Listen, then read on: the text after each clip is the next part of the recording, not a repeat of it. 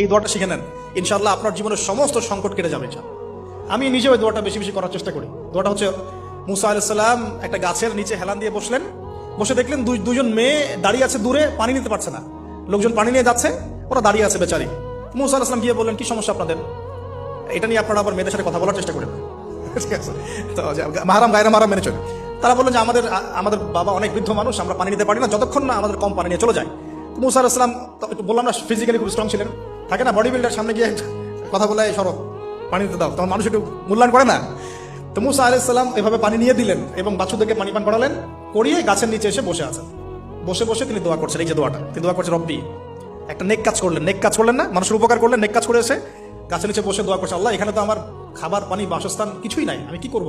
রব্বি ইন্নী লিমা আনজালতা ইলাইয়া মিন খায়রিন ফাকির, রব্বি ইন্নী লিমা আনজালতা ইলাইয়া মিন খায়রিন ফাকির।